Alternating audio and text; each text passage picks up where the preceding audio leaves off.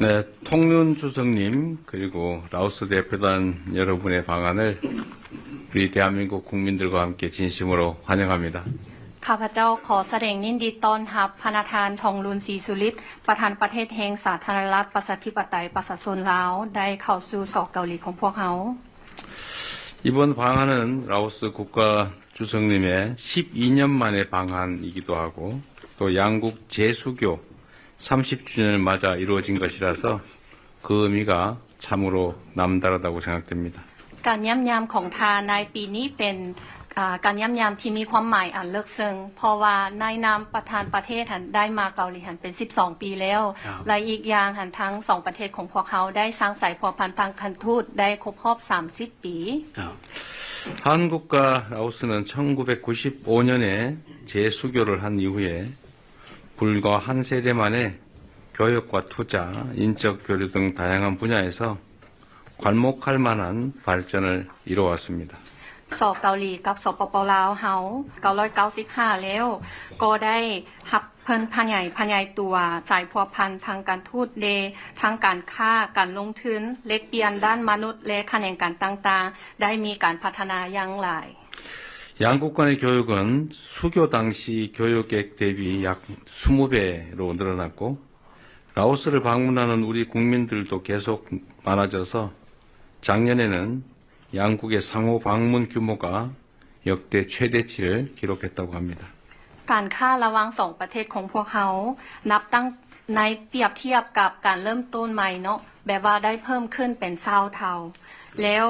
การพลเมืองต่างๆที่ว่าได้ไปเยี่ยมยามสปป.ลาวก็ได้มีนับมือนับเพิ่มขึ้นซึ่งว่าปีกายนี้ได้พลเมืองเกาหลีที่ไปลาวหันหลายก้นหมู่ในประวัติศาสตร์ 한국은 라오스 국 입장에서 보면 3대 개발협력 파트너이고 5위의 투자 국가이며 또 라오스는 한 아세안, 한 메콩 협력의 매우 중요한 파트너 국가입니다. ในนามสเกาหลีเนาะในเบื้องสเกาหลีหันทางสปป.ลาวเป็นคู่ร่วมอันดับที่3ที่ว่าคู่ร่วมเพื่อเป็นพัฒนาแล้วสเกาหลีของพวกเขาเป็นประเทศที่ในอันดับที่5ที่ว่าลงทุนไปสปป.ลาวเนาะแล้วอีกอย่างทางสปป.ลาวเป็นคู่ร่วมที่สำคัญในเวทีอาเซียนเกาหลีและแม่น้ำของเกาหลีด้วย 조금 전에 소인수 회담에서 저와 통륜 주석님은 올해 양국 재수교 30주년을 맞이해서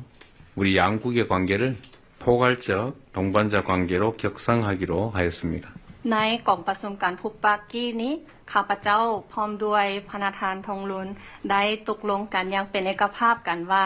ยกระดับสายพัวพันการทูตของพวกเขาเป็นสายพัวพันคู่ร่วมรอบด้านในนามทั้งสปป.ลาวกับสเกาหลีได้ครบรอบ30ปี 풍부한 천연 자원을 보유하고 있는 라오스는 핵심 광물 공급망 구축을 위한 중요한 파트너 국가이기도 합니다. สปป.ลาวเต็มไปด้วยทรัพยากรธรรมชาติหลายซึ่งว่าเป็นคู่ร่วมสำคัญที่จะได้สร้างต้องสู้การสนองเหตุธาตุสำคัญ 라오스가 통륜 주석님의 리더십 하에 내륙 국가라는 지리적 관계를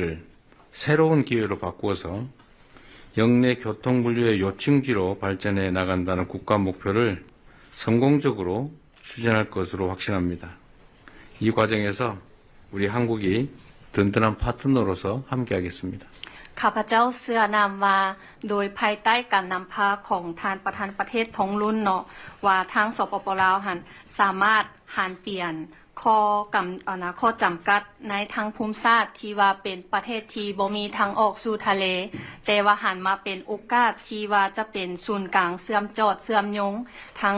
โทรคมนาคมและการขนส่งในภาคพื้นข้าพเจ้าก็จะได้สนับสนุนกับวิสัยทัศน์ของทาน 양국 간의 호혜적이고 미래지향적인 협력 관계를 더욱 확대 발전시켜서 양국 국민이 체감할 수 있는 실질적인 성과를 함께 만들어 나갈 수 있기를 기대합니다. ข้าพเจ้ามุ่งหวังว่าทั้ง2ประเทศของพวกเขาจะได้เพิ่มทวีขยายตัวสายพัวพันการร่วมมืออย่าง ว่าทั้งสองฝ่ายต่างได้รับผลประโยชน์เลยแล้วหันหน้าไปอนาคต เพื่อจะได้ผลสำเร็จอันที่สามารถหันใช้ได้จนกลัวให้ทั้งประชาชนสองประเทศหันสามารถพูดซึกได้ใช้ได้เป็นประโยชน์